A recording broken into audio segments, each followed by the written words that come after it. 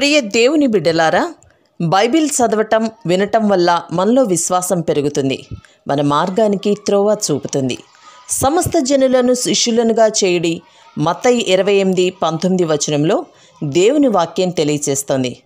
Telugu బైబిల్స్ను RRK మూర్తి గారు research చేసి విశ్లేషణ చేసిన బైబిల్లోని ప్రతి అధ్యాయాలను వచనాలను వరుస క్రమంలో అనగా ఆదికాండం నుండి ప్రకటనా గ్రంథం వరకు ఇవ్వబడుతుంది.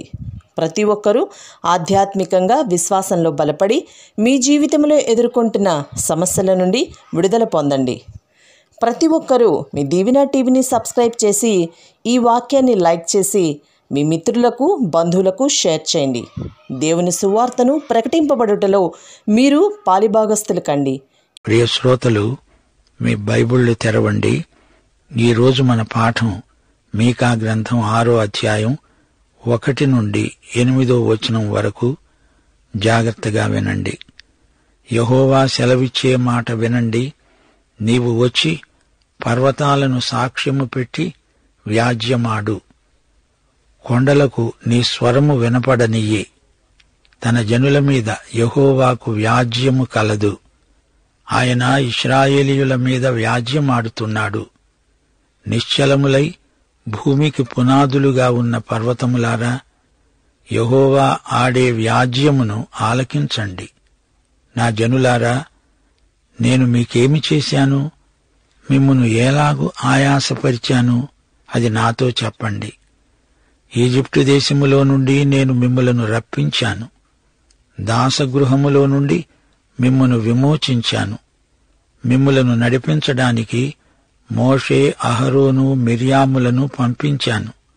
నా జనులారా, యెహోవా నీతి కార్యములను మీరు గ్రహించున్నట్లు మోయాబు రాజైన బాలాకు యోచించిన దానిని బెయోరు కుమారుడైన బిలాము అతనికి ప్రత్యుత్తరముగా చెప్పిన మాటలను, షిత్తీము మొదలుకొని గిల్గాలు వరకు జరిగిన వాటిని మనస్సునకు తెచ్చుకోండి. ఏమి తీసుకొని వచ్చి నేను యెహోవాను దర్శించేది? ఏమి తీసుకొని వచ్చి మహోన్నతుడైన దేవుని సన్నిధిని నమస్కారం చేసేది? దహన బలులను, ఏడాది దూడలను అర్పించి దర్శించేదా? వేల కొలది పొట్టేళ్లు, వేలాది నదులంత విస్తారమైన తైలము ఆయనకు సంతోషము కలుగచేస్తాయా? నా అతిక్రమమునకై నా జ్యేష్ఠపుత్రుణ్ణి నేనివ్వనా? నా పాప పరిహారమునకై నా గర్భఫలమును నేనివ్వాలా? మనుష్యుడా, ఏది ఉత్తమమో అది నీకు తెలియచేయబడి ఉన్నది. న్యాయముగా నడుచుకోవడము, కనికరమును ప్రేమించడము, దీన మనస్సు కలిగి నీ దేవుని ఎదుట ప్రవర్తించడము, ఇంతేగదా యెహోవా నిన్నడుగుతున్నాడు. శ్రోతలు వింటున్నారా? ఈ వాక్య భాగంలో ప్రవక్త రక్షణ మార్గాన్ని మనకు ఉపదేశిస్తున్నాడు. పాపానికి శిక్ష తప్పదు. దేవుని నిబంధనాశీర్వాదాలను అనుభవించాలంటే పాపి పశ్చాత్తాపంతో తిరిగి దేవుని వద్దకు రావాలి. అదే మనకున్న నిరీక్షణ, ఆశాభావం. మరే మార్గము మనకు లేదు. దేవుడు తన ప్రజలతో వ్యాజ్యమాడుతున్నాడు. ప్రజల కృతజ్ఞతారాహిత్యానికి దేవుడెంతో బాధపడుతున్నాడు. లే, రా, వ్యాజ్యమాడు అంటున్నాడు దేవుడు. ప్రజల పక్షాన ప్రవక్త అయిన మీకా దేవుని సమక్షంలో నిలిచి ఉన్నాడు. మీకా తన ప్రజల పక్షాన దేవునితో వాద ప్రతివాదాలు చేస్తున్నాడు. పర్వతాలను సాక్ష్యం పెట్టుకో. నీకు కృతజ్ఞత బొత్తిగా లేదు. దానికి ఈ పర్వతాలే సాక్ష్యం. పర్వతాల్లారా, ఆలకించండి. రండి, వివాదము తీర్చుకుందాము. ఓ పర్వతములారా, మీరు నిశ్చలములై భూమికి పునాదులై ఉన్నారు. పర్వతాలు కదలనివి, స్థిరమైనవి. లోయలారా, మీరూ వినండి. ఇశ్రాయేలీయులు దేవుని ప్రజలు. అలాంటప్పుడు వారు పాపం చేస్తే దేవుడెంతో బాధపడతాడు. దేవుడు గతంలో వారికి చేసిన మేళ్లను జ్ఞాపకం చేస్తున్నాడు. ఇశ్రాయేలు జాతి మనస్సాక్షిని దేవుడు ఈ విధంగా మేల్కొలుపుతున్నాడు. ఓ నా జనులారా, నేను మీకు ఏం చేశానని మీరిలా ప్రవర్తిస్తున్నారు? నేను మిమ్మలను కఠినంగా చూచానా? మీరు మోయలేనంత భారం మీ మీద పెట్టానా? చెప్పండి. మీరెందుకిలా చేశారు? కారణమేమిటి? గతంలో నేను మీకు ఎన్నో మేళ్లు చేశానే. ఎన్నో విధాలుగా మిమ్మల్ని దీవించాను. ఈజిప్టు దేశములో నుండి నేను మిమ్మలను విమోచించిన చరిత్రను మరిచిపోయారా? దాస్యగృహములో నుండి మిమ్మలను విడిపించి తెచ్చాను. మీకు మంచి నాయకులనిచ్చాను. మోషేనిచ్చాను. అతడు ఆత్మప్రేరితుడై మీకెన్నో సంగతులు నేర్పాడు. మోషే ద్వారానే మీకు ధర్మశాస్త్రం వచ్చింది. అహరోనును మీకిచ్చాను. అతడు ప్రధాన యాజకుడు. ఆరాధన క్రమంలో మిమ్ములను నడిపించినవాడు. మిరియాము అనే ప్రవక్త్రిని మీకిచ్చాను. ఆమె పాడిన విమోచన గీతికలు మీ గుండెల్లో ఇంకా రింగున మారుమోగటం లేదా? ఇశ్రాయేలు మహిళల్లో మిరియాము సేవ ఎంతో గణనీయమైనది. ఈజిప్టు నుండి విడుదలై వచ్చిన తర్వాత కూడా మీకెన్నెన్నో అనుభవాలు కలిగించాను. బాలాకు బిలాముల వ్యవహారం జ్ఞాపకం చేసుకోండి. నా నీతి కార్యాలు ఎలాంటివో ఆలోచించండి. బిలాము నోట శాపవచనం రాకుండా మిమ్ములను కాపాడాను. షిత్తీము నుండి గిల్గాలు వరకు యెహోషువ నేతృత్వంలో మీకెన్నో దీవెనలను కట్టబెట్టాను. యోర్దాను దాటకముందు ఇశ్రాయేలీయులు దిగిన చివరి స్థలం షిత్తీము. కనానులో ప్రవేశిస్తూ వారు దిగిన మొదటి స్థలం గిల్గాలు. షిత్తీము నుండి గిల్గాలు వరకు జరిగిన సంఘటనలను ఒక్కసారి తలపోయండి. షిత్తీములో మీరు చేసిన పాపం, నేను మీ పట్ల చూపిన కృప, ఇదంతా మీకు జ్ఞాపకం రావటం లేదా? యోర్దాను నదిని మీరెలా దాటగలిగారు? గిల్గాలులో నా నిబంధనను నూతనపరిచాను. నా విశ్వసనీయత మీద మీకు నమ్మకం లేదా? 6వ వచనంలో మీకా ఇశ్రాయేలు పక్షాన ప్రశ్న అడుగుతున్నాడు. దేవుని సన్నిధికి ఎలా రావాలి? ఏ అర్పణలు తేవాలి? ఏది తెచ్చి అర్పిస్తే దేవునికి అంగీకారమవుతుంది? అసలు వీరికి ధర్మశాస్త్రమందలి నైతిక విలువలు తెలియవు. అందుకే ఇలా అడుగుతున్నారు. నా జ్యేష్ఠపుత్రుణ్ణి ఇవ్వాలా అని ఇశ్రాయేలీయులు అడుగుతున్నారు. నరబలిని కోరే దేవుడు కాడు యెహోవా. విరిగి నలిగిన మనస్సే దేవునికిష్టమైన బలులు. నరబలి భావన ఇశ్రాయేలీయులకు అన్యజాతుల నుండే వచ్చింది. 8వ వచనంలో ప్రవక్త తన ప్రశ్నకు తానే జవాబు చెప్తున్నాడు. మనుష్యుడా, ఏది ఉత్తమమో అది దేవుడు నీకు తెలియచేశాడు గదా. లాంఛనప్రాయంగా ఆరాధిస్తే సరిపోదు. యెహోవా మీ నుండి కోరేది కనికరము, దీన మనస్సు. ఆధ్యాత్మిక బలే దేవునికిష్టమైనది అని మీకా స్పష్టంగా చెబుతున్నాడు. గత కాలంలో దేవుడు వారికి చేసిన మేళ్లు ఎన్నెన్నో. శ్రోతలు, ఈ అధ్యాయంలోని సందేశం సార్వత్రికమైంది. ఇశ్రాయేలు యూదా రాజ్యాలకే కాదు, సమస్త జాతులకు వర్తించే సందేశం ఇందులో ఉంది. పర్వతమా విను, పెద్ద రాజ్యాలకు ఇది ఒక గొప్ప సందేశం. లోకరాజ్యాలన్నిటినీ దేవుడు సంబోధిస్తున్నాడు. చెర నుండి తిరిగి వచ్చాక వీరికి దేవుని పట్ల నిర్లక్ష్యం ఏర్పడింది. దేవుడు అడుగుతున్నాడు, నేను మీకేమి చేశానని మీరిలా దిగజారిపోతున్నారు? నేను మిమ్ములను ప్రేమిస్తున్నాను గాని మీరది గుర్తించటం లేదు అంటూ దేవుడు వారికి గత చరిత్రను జ్ఞాపకం చేస్తున్నాడు. దేవుడు వారిని ఈజిప్టు దాస్యం నుండి విడుదల చేసి తెచ్చాడు. దాస్యం నుండి విమోచించాడు. దేవుడు వారికి చేసిన మేలు ఎంతో గొప్పది. దానికి వీరు ఎంతో కృతజ్ఞులై ఉండాలి. మీ బానిసత్వం మీకు దుర్భరమైనప్పుడు దేవుడు మీ దాస్యపు కాడి విరుగగొట్టి మిమ్ములను స్వేచ్ఛాజీవులను చేశాడు. అదంతా మర్చిపోయారా? మోషే, అహరోను, మిర్యాములు మిమ్ములను సమర్థవంతంగా నడిపించారు. వారిని మీకిచ్చింది ఎవరు? నేనే కదా. మిర్యాము మహిళలకు గొప్ప ప్రోత్సాహం కలిగించే నాయకురాలు. దేవుడు ఆమెను ఏర్పరచుకున్నాడు, వాడుకున్నాడు. అరణ్యయాత్రలో మిర్యాము ఇశ్రాయేలు మహిళల మధ్య గొప్ప సేవ చేసింది. మోషేకు మిర్యాము ఎంతో సాయపడింది. పూర్వం ఒకప్పుడు మోషేకు వ్యతిరేకంగా ఈమె తిరుగుబాటు చేసింది, జ్ఞాపకముందా? మీకా కాలంలో ఇశ్రాయేలీయులు దైవారాధనను నిర్లక్ష్యం చేశారు. దేవుడు మాకేం మేలు చేశాడు అని సణుగుతూ ఉన్నారు. అప్పుడు దేవుడు ప్రవక్త ద్వారా ఈ హెచ్చరిక మాటలు పలికాడు. వారికి గతాన్ని జ్ఞాపకం చేశాడు. అరణ్య ప్రయాణంలో అనుభవాలు వారికి దేవుని పట్ల కృతజ్ఞతాభావం కలిగించాలని దేవుడిదంతా వారికి జ్ఞాపకం చేస్తున్నాడు. వారు ఎదోము రాజ్యాన్ని చుట్టి రావాల్సి వచ్చింది. ఎదోము గుండా వారిని ఎదోము రాజు వెళ్లనీయలేదు. అందుచేత వారు డొంక తిరుగుడు ప్రయాణం చేసి మోయాబుకు వచ్చారు. అప్పుడు మోయాబు రాజు బాలాకు. ఇతడు ఇశ్రాయేలీయులను శపించాలని కోరిక గలవాడై బిలామును కిరాయికి కుదుర్చుకున్నాడు. బిలాము డబ్బుకు గులాము.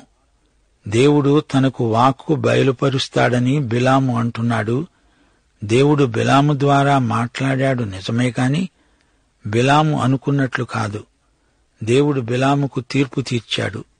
బాలాకు బిలామును కుదుర్చుకొని లంచమిచ్చి నీవు ఇశ్రాయేలును శపించాలి అన్నాడు. మోయాబు రాజైన బాలాకు యోచించిన దానిని బెయోరు కుమారుడైన బిలాము అతనికి ప్రత్యుత్తరముగా చెప్పిన మాటలు, షిత్తీము మొదలుకొని గిల్గాలు వరకు జరిగిన దానిని మనస్సుకు తెచ్చుకోండి. బిలాము నోరు తెరిచిన ప్రతిసారి దేవుడు జోక్యం కలిగించుకొని అతని నోటి నుండి శాపవచనాన్ని రానివ్వలేదు. బాలాకు బిలామును కొండమీదికి ఎక్కించాడు. కిందికి చూస్తే ఇశ్రాయేలు శిబిరం కనిపిస్తుంది. బిలాము అన్నాడు, ఏమని శపింపగలను? దేవుడు శపించలేదే. ఏమని భయపెట్టగలను? దేవుడు భయపెట్టలేదే. దేవుడు ఇశ్రాయేలు పక్షాన ఉన్నాడు. దేవుడు తన ప్రజలైన ఇశ్రాయేలీయులకు ఎట్టి కీడు కలుగనీయడు. కింద ఇశ్రాయేలీయుల శిబిరంలో వారి పరిస్థితి బాగాలేదు. ఆ విషయంలో దేవుడే క్రమశిక్షణ చర్య తీసుకుంటాడు గాని బయటి నుండి శత్రువు వారిని ముట్టలేడు, ముట్టడించలేడు. వారికి దేవుని కాపుదల ఉంది. అవతల శత్రువు తమను శపించబోతున్నాడని, దేవుడు వారిని అరికట్టి తమను కాపాడుతున్నాడని ఇశ్రాయేలు ప్రజలకు తెలియదు. దేవుడు శపించని వారిని నేనెలా శపించగలను అంటున్నాడు బిలాము. ఇశ్రాయేలీయుల మీదికి దేవుడు శాపాన్ని రానివ్వడు. వారు దేవుని నిబంధన ప్రజలు. 1 యోహాను 2:1 నా చిన్నపిల్లలారా, మీరు పాపము చేయకుండుటకై ఈ సంగతులను మీకు రాస్తున్నాను. ఎవడైనా పాపము చేసిన ఎడల నీతిమంతుడైన యేసుక్రీస్తు అనే ఉత్తరవాది తండ్రి వద్ద మనకున్నాడు. తన బిడ్డలలో ఎవరైనా పాపం చేస్తే వ్యక్తిగతంగా దేవుడు తన బిడ్డపై క్రమశిక్షణ చర్య తీసుకుంటాడు. నేను తప్పు చేస్తే నా తండ్రి నన్ను దండిస్తాడు. అయినా తండ్రి వద్ద నా పక్షాన వాదించడానికి ఉత్తరవాదిగా యేసు ఉన్నాడు. నన్ను దేవుని బిడ్డగా దేవుడు చూస్తున్నాడు. నేను దేవుని కుటుంబానికి చెందిన వ్యక్తిని. అంతేగాని బయట నుండి ఎవరో వచ్చి నన్ను శపించడం జరగదు. అది అసాధ్యం. దేవుని బిడ్డను సైతాను ముట్టలేడు. దేవుని బిడ్డను సైతాను వేధించగలడు, బాధించగలడు గాని దేవుని బిడ్డపై సైతానుకు అధికారం లేదు. యేసు మన పక్షాన ఉన్నాడు. శత్రువు మనలను ఏమీ చెయ్యలేడు. లోకమంతా నిన్ను వ్యతిరేకించినా యేసు నీతో ఉంటే నీకే అధిక బలం, జయం నీదే. దేవుడంటున్నాడు, బిలాము మిమ్ములను శపించాలని చూచాడు గాని నేను మీకు తోడై ఉన్నాను. అతడి నోరును నేను అరికట్టాను. అతని నోట ఆశీర్వాదమే కాని శాపవచనం రానియ్యలేదు. బాలాకు 4 కొండల మీదికి బిలామును ఎక్కించాడు. ఏ ఒక్కసారి కూడా బిలాము ఇశ్రాయేలీయులను శపించలేకపోయాడు. అయితే బిలాము బాలాకుకు చెడ్డ సలహా ఇచ్చాడు. ఇదిగో బాలాకు రాజా, నీవు ఇశ్రాయేలును శపించలేవు, వారితో పోరాడలేవు, వారిని జయించలేవు. అయితే వారిలోకి జొరబడిపో. మోయాబీయులకు ఇశ్రాయేలీయులకు మధ్య మిశ్రమ వివాహాలు జరిగేటట్లు చూడు. దాని ద్వారా జాతి సాంకర్యం ఏర్పడుతుంది. వారు ఈ విధంగా నాశనమైపోతారు. ఈ పద్ధతి పనిచేసింది. మోయాబీయ విగ్రహారాధన ఇశ్రాయేలీయులలోకి రవాణా అయి వచ్చేసింది. బిలాము దురాలోచన సైతానీయమైన దూరాలోచన అయింది. శ్రోతలు వింటున్నారా? మన దేవుడు నీతిమంతుడు. నేను దేవుని సన్నిధికి ఎలా రాగలను అనే ప్రశ్న ఇక్కడ వినబడుతోంది. మత సంబంధమైన అర్పణలు, ఆచారాలు మేము పాటిస్తే సరిపోతుందా? అలా కాదు. నీవెన్ని అర్పణలు తెచ్చినా నీకు నీ దేవునికి సరైన సంబంధ సహవాసాలుండాలి గదా. అవి లేకుండా ఎన్ని అర్పణలు తెచ్చి ఏమి ప్రయోజనం? ఫిలిప్పి చెరసాల నాయకుడు పౌలు శీలలను అడిగిన ప్రశ్న, అయ్యలారా, రక్షణ పొందడానికి నేనేమి చెయ్యాలి? ఇది మంచి ప్రశ్న. ప్రతి ఒక్కరూ మొదట అడగవలసిన ప్రశ్న. దహన బలులు అర్పించాలా? ఏడాది దూడలను తెచ్చి బలి ఇవ్వాలా? లేవియకాండంలో దేవుడు 5 రకాల బలులను నియమించాడు. ఇవి ఇస్తే సరిపోతుందా? దేవుణ్ణి శాంతపరచడానికి నేను ఏమివ్వాలి? ఈ భావనలో మానవుని గర్వం ద్యోతకమవుతోంది. దేవుడా, నీకు నేనేమి చేస్తే నీకు సంతోషం అని అడిగేపాటివాడా మనిషి? దేవుని కోసం ఏదైనా చేస్తావా? యోహాను సువార్త 6వ అధ్యాయం 28, 29 వచనాలలో ప్రభువేమన్నాడు? దేవుని క్రియలు జరిగించటానికి మేము ఏమి చెయ్యాలి అని వారాయనను అడుగగా యేసు అన్నాడు, ఆయన పంపిన వానియందు విశ్వాసముంచటమే దేవుని క్రియ. అపొస్తలుల కార్యములు 16వ అధ్యాయం 31వ వచనం, ప్రభువైన యేసునందు విశ్వాసముంచు, అప్పుడు నీవు నీ ఇంటివారు రక్షించబడతారు. మనము చేయవలసిందల్లా యేసునందు విశ్వాసముంచటమే. క్రియలు అంటే అది వేరే సంగతి. నీవు ఏ క్రియ చేసినా దాన్ని బట్టి రక్షణ రాదు. రక్షించే విశ్వాసము నీ చేత సత్క్రియలు చేయిస్తుంది. రక్షణకు ఏ విధమైన క్రియలు నీకు తోడ్పడజాలవు. ఇక ఇశ్రాయేలీయులు అడిగే 3వ ప్రశ్న, పొట్టేళ్లు తైలం అర్పిస్తే దేవుడు సంతోషిస్తాడా? నా జ్యేష్ఠపుత్రుణ్ణి బలి ఇస్తే నా అతిక్రమం తొలగిపోతుందా? నా గర్భఫలాన్ని బలి ఇస్తే నా పాపం పరిహారమవుతుందా? శ్రోతలు వింటున్నారా? నీ దాతృత్వం చూచి దేవుడు నిన్ను రక్షించడు. ఏదో త్యాగం దేవుని కోసం చేస్తే ఆయన శాంతిస్తాడు అని కొందరి భావన. దేవుణ్ణి మెప్పించాలంటే నీవు ఏమి చేసినా ఎట్టి ప్రయోజనమూ ఉండదు. విరిగి నలిగిన హృదయంతో యేసును అంగీకరించడమే ఏకైక మార్గం. 4వ ప్రశ్న, పాప పరిహారానికి దేవుడు నా కొడుకును బలి ఇవ్వమంటాడా?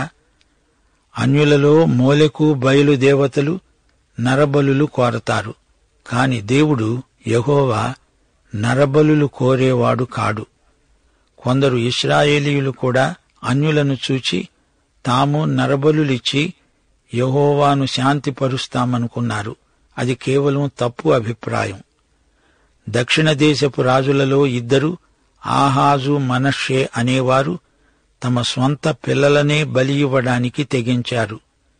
సంఖ్యాకాండం 18వ అధ్యాయం 15వ వచనం, మనుష్యులలోనిదేమి జంతువులలోనిదేమి వారు యెహోవాకు అర్పించే సమస్త ప్రాణులలోని తొలిచూలు నీది అవుతుంది. అయితే మనుష్యుని తొలిచూలి పిల్లను వెల ఇచ్చి విడిపించాలి. తొలిచూలును తనకు అర్పించాలని దేవుడు కోరాడు. అయితే వెండితో వెల చెల్లించి మనిషిని విడిపించవచ్చు. అలాగే అపవిత్ర జంతువైతే దాని వెల ఇచ్చి దాన్ని విడిపించాలి. అంతేకాని దేవుడు నరబలిని అంగీకరించడు, అది కూడనిది. లేవియకాండం 18వ అధ్యాయం 21వ వచనం, నీవు ఏమాత్రమును నీ సంతానమును మోలెకు నిమిత్తము అగ్నిగుండమును దాటనీయకూడదు. నీ దేవుని నామమును అపవిత్రపరచకూడదు. నేను యెహోవాను. న్యాయముగా నడుచుకొనుట, కనికరమును ప్రేమించుట, దీనమనస్సు కలిగి నీ దేవుని ఎదుట ప్రవర్తించుట, ఈ 3 పరిశుద్ధాత్మ కార్యములు మాత్రమే. ఈ 3 నూతన జన్మ పొందిన బిడ్డల లక్షణాలు. పాఠం ఇంతటితో సమాప్తం. మన ప్రభు అయిన యేసుక్రీస్తు వారి దివ్యకృప, తండ్రి అయిన దేవుని పరమ ప్రేమ, పరిశుద్ధాత్మ యొక్క అన్యోన్య సహవాసము, సమాధానము మనకందరికీ నిత్యత్వము పర్యంతము తోడై ఉండునుగాక. ఆమేన్.